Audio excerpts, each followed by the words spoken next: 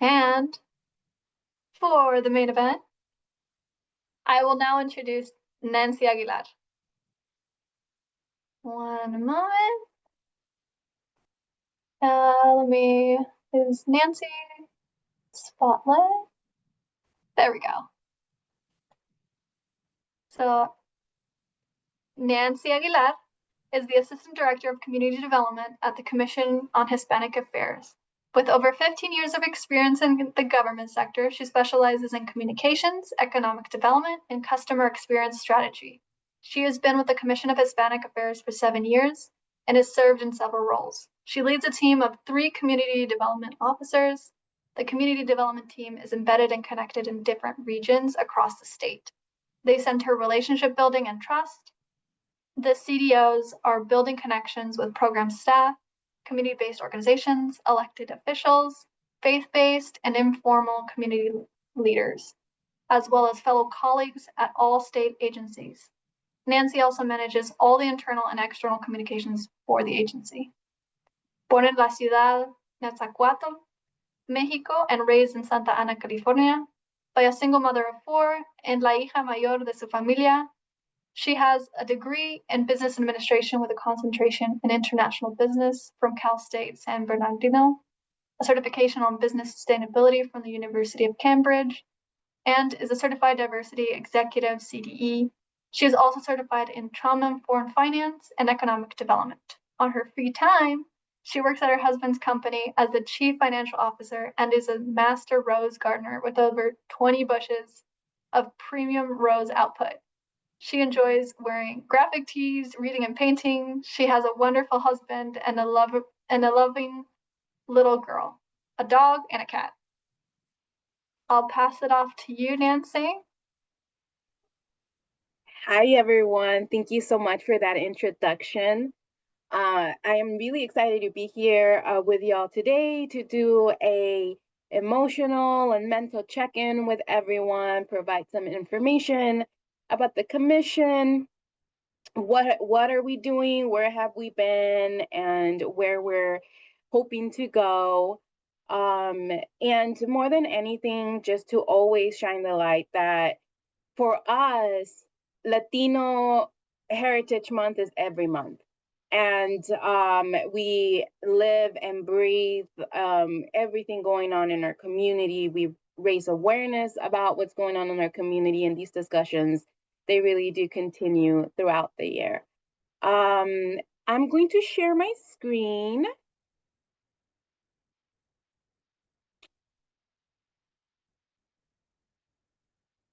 And let me just get situated here.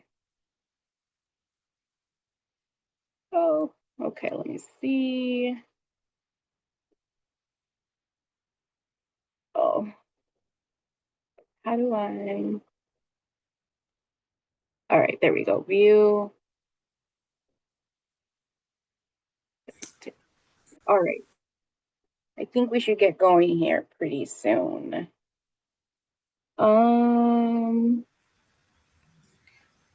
I think up top you might have a present button. On top, sorry, I just have this bar here that is maybe there are 3 buttons on the left of it to move it out of your way. Oh, here it is. Maybe this one? Nope. Not that one. My screen. We go back.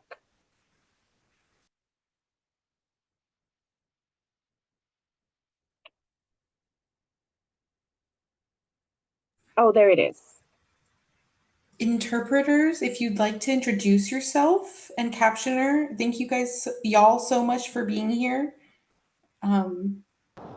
While we're getting technical issues, that'd be a great thing. Under display settings, you can swap screens. Why do I have a pen? I'm sorry. I'm usually don't use, as a matter of fact, I never use Zoom. And I'm a Teams girl, so bear with me. Display settings. You guys can see my slides, yes? Under display settings, try swapping screens, and then we can see just the one slide. Where is display? Oh, display settings down here.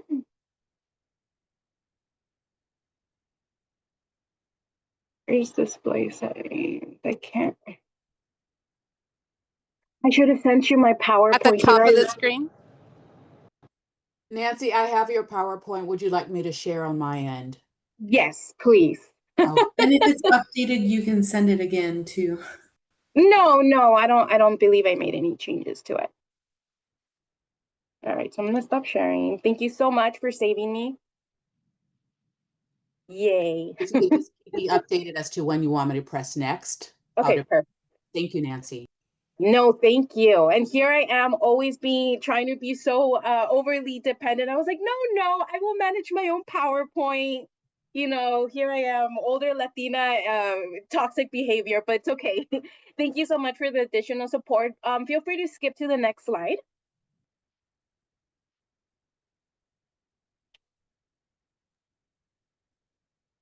Perfect. And so I want to share a little bit about our work here in the commission. And so the Commission on Hispanic Affairs is a small state agency. We're a sub-cabinet agency. We're part of the governor's sub-cabinet. We were established in 1971. So we are the oldest of the ethnic commissions. And we also have, as of now, the biggest team.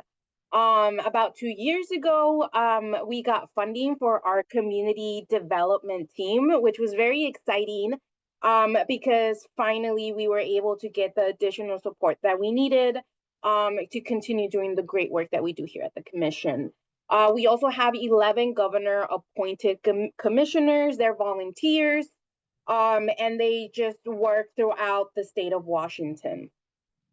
Some of the work that we have been carrying here in the commission in the last 7 years is the P2 grant Safer Choice Products, which falls under the umbrella of environmental justice for us. And it's also one of our biggest wins. We landed a $500,000 grant from the EPA to do community outreach and business outreach around Safer Choice Products. And the core of this work is really understanding where our community is in their understanding on the use of cleaning products and the impact on environmental health, physical health, and general home health. And so that's what we're doing with that work. And this work and these dollars specifically are being dedicated to Central Washington. We know that there's a huge lack of equity when it comes to dollars and resources going to Central and Eastern Washington. So on purpose and with intention, we made sure that if we did landed this grant, it would go to Central Washington. And so currently we have an environmental planner that is leading a lot of this work. And we have these funds until the end of 2026. So that's one of our big projects right now, and we're very, very proud of that project.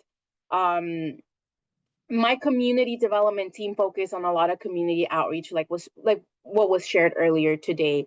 One of the really core goals with this is to stay engaged with folks at the local level. That's where the magic happens, and that's where really we need to spend a lot of time gathering information, connecting with folks, understanding what are the barriers, what are the challenges, but more than that, understanding and learning how to lift the wins that our community has, celebrating our local leadership, celebrating our comunidad and the things that they are achieving and how they're interacting and building community and safe spaces, so we can learn how we can uplift them and how we can learn to shine the light on what they're doing.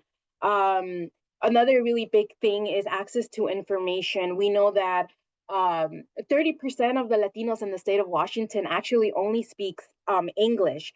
We know that a lot of our older Latinos in our state speak only Spanish. And then we have a lot of mixed status families that you have a little bit of everything plus, the indigenous languages that are being spoken as well. So access to information is really crucial for us, making sure that what is being pushed out by our sister agencies is being translated to Spanish.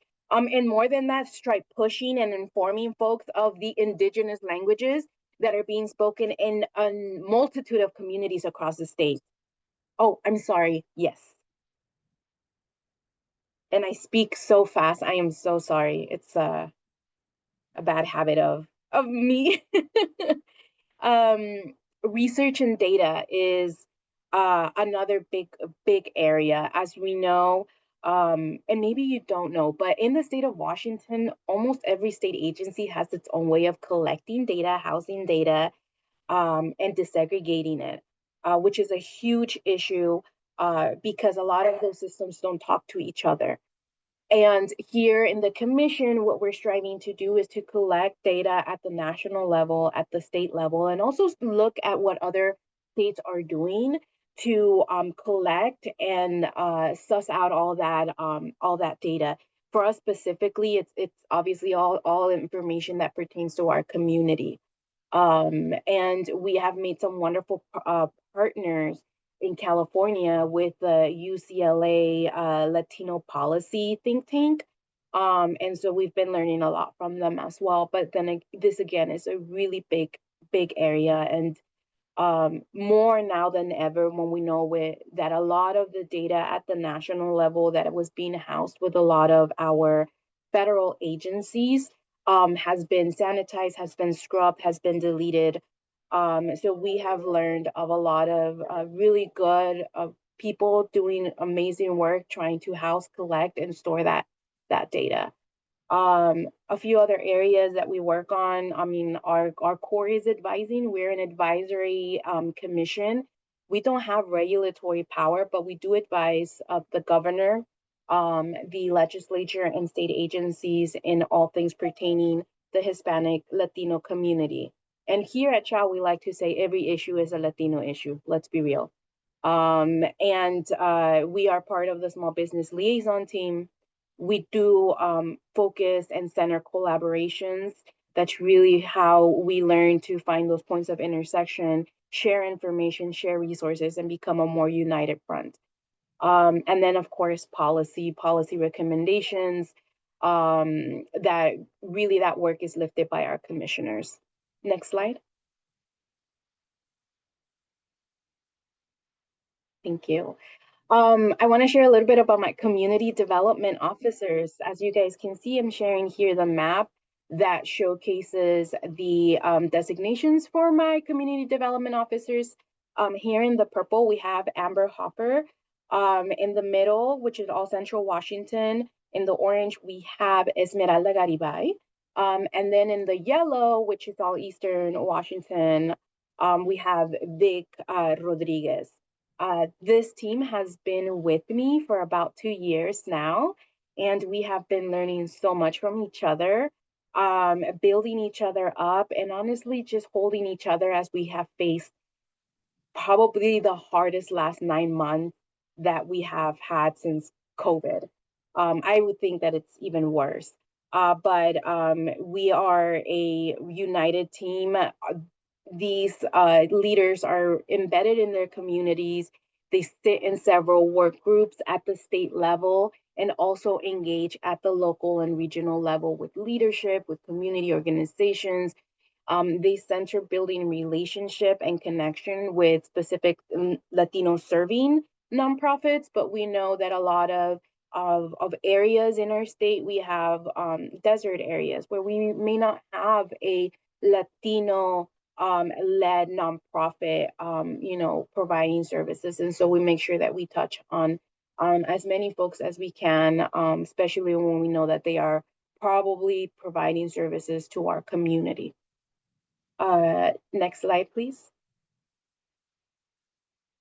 I want to share a little bit about our Rapid Response Hub, and this resource came together right after the elections, the presidential elections. We anticipated, based on our president's policy agenda, that our community was going to be facing a lot of hardships. And so we went ahead and created this rapid response hub. It's available in English and in Spanish, and it houses a tremendous amount of information. As you can see here, we have information and support for DACA recipients. We have a family preparedness plan, statewide resources, county resources, information and tip points of what to talk to and how to ask questions to your financial institutions, refugee and immigrant information, emotional and mental support, and immigration at the workplace. And these are, again, all hot topics and points of pain that our community is navigating. Go ahead and go to the next slide, please. Perfect. And I want to share a little bit of Latino data because I think it's really important to remind each other and show the power of our numbers.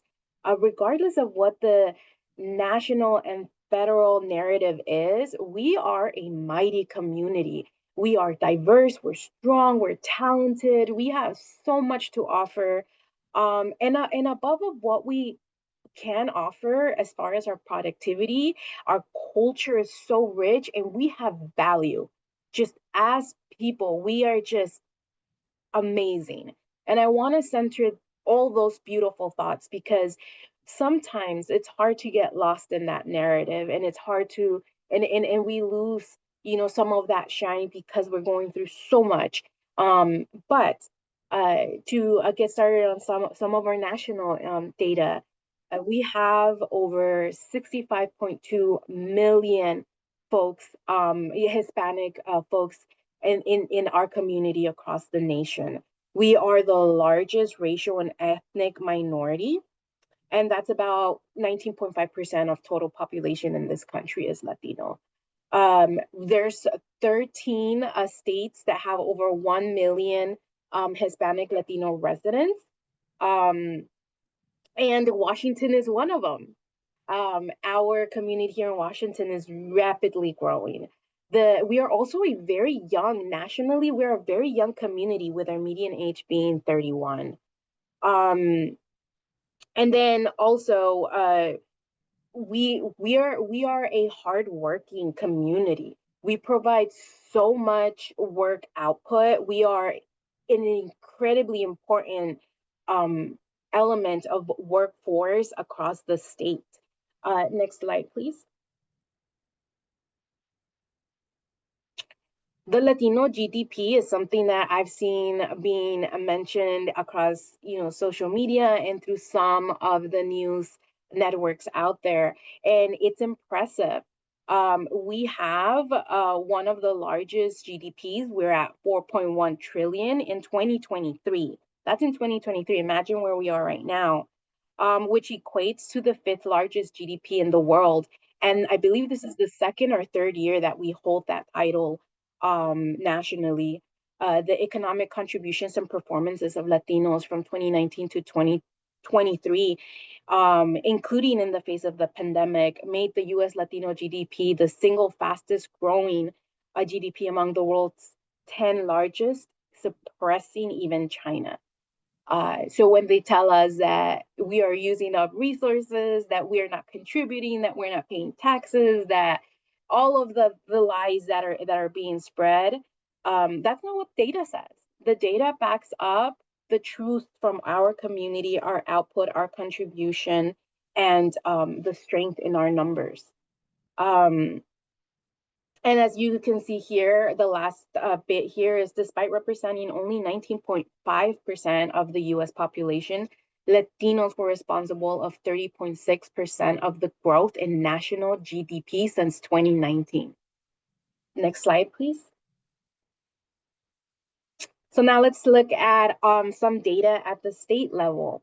We have over 1 million Latinos in the state of Washington, and I really do believe that this is an undercount and that our numbers are higher and they will continue to grow.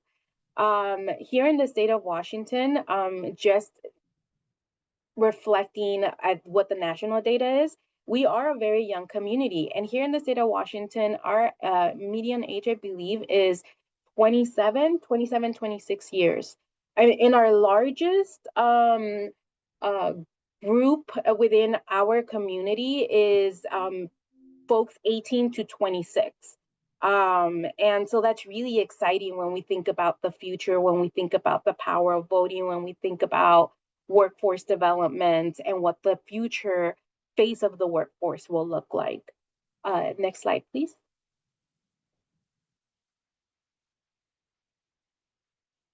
Perfect. We represent 13% of the population here in the state of Washington. I shared that the median age is 26. And another really cool data point is that 80% of the Latinos here in the state of Washington are of Mexican descent. And we have a breakdown of the other communities that are represented in the state of Washington, such as Puerto Ricans, South Americans, Salvadorians. We also have Colombians. We have a little bit of everything, and we also have a growing community of Guatemaltecos and folks that are migrating from the south of Oaxaca in particular. Next slide, please. House medium income for Latinos in the state of Washington, as you can see, is $55,000. 18% of our community is experiencing poverty, and only 30% of our community is covered by Medicaid. Latino men in our community are we have the Latino men participate in the labor force at the highest rate among the major racial, ethnic, and gender groups in Washington. And Latinas have the second highest labor force participation rate among women of major racial and ethnic groups. And so somos super trabajadores, and the numbers don't lie. Next slide, please. Latino representation across the state. We have a total of 5 counties where over 40% of the population is Latino, and those numbers continue to grow, by the way. Another big thing that we learned here with the past census was that we have about 5 counties where our numbers significantly grew. And so when I share this information, I always let everybody know there are Latinos in every county in this state. And I know that because of the data that we've been collecting, but also because my team and I actually toured every county in the state a few years ago, about a year and a half ago, while we were doing Enlifting our Community Connection Sessions project. And so you will find Latinos in every county in the state. Next slide, please. Some information for y'all to know how to stay connected with CHA, to learn about what we're up to, share our campaigns. Currently, we are rolling out a Hispanic Heritage Month campaign, and it's being lifted and led by Vic Rodriguez. We do have all of the information in English and Spanish in our 2 different websites. We have the Latina Equal Pay Day campaign coming out October 3rd. Latina Equal Pay Day this year is October 8th, so keep your eye out. It is a super informative campaign. This is one of the biggest points of pain in our community as far as like Latinas go, so it's really important for us to stay informed. I am working on a website refresh, and so that is a project that I will be kicking off in November. The Community Connection Findings Report will be out late December, early January. And again, the report is going to have the findings of our Community Connection Tour. And so, like I shared, we actually visited every county in the state. We housed community connection sessions. We connected with community members, community leadership, with nonprofits, community service providers. And so we wanted to learn a few things. One, we wanted to know what the opportunity and the assets were in the county based on the community and their observations and opinions. We also wanted to ask how folks identify. So if they don't have that, census box, those specific options, how do they identify? We also wanted to know how folks felt about our name, Hispanic Affairs. We know that there's a lot of people that have strong feelings about using the term Hispanic, and we respect that. But we also wanted to know, as a community, would you all like for us to change our name? And if so, what would be a term that would represent um, the vast of our of our community? And that's such a hard thing to do because we are so diverse. We have so much, so many intersections, but we also have so many differences in our culture depending what, where our roots come from. So it was a very interesting survey. It was a very interesting human project that we lifted, and we learned a lot. And so if you guys are interested in learning about our findings, themes, everything that we compiled, that report will be out December and January of this year. I'm going to be working on our CHA annual report, and this information just kind of houses, what we did, how many events we attended, how much of my team traveled, the reports that were pushed. So just general data sharing more about the work that we have been lifting here in CHA. And then the legislative session civic engagement campaign will be kicking off January through April. And this is something we've been doing every year, at least since I've been here with CHA. And again, making sure that we are sharing with our community how they can get involved with the legislative process, what the legislative process is, how they can contact their representatives, why all this is important. We help shine the light on policy and legislation that is being considered, that is being passed.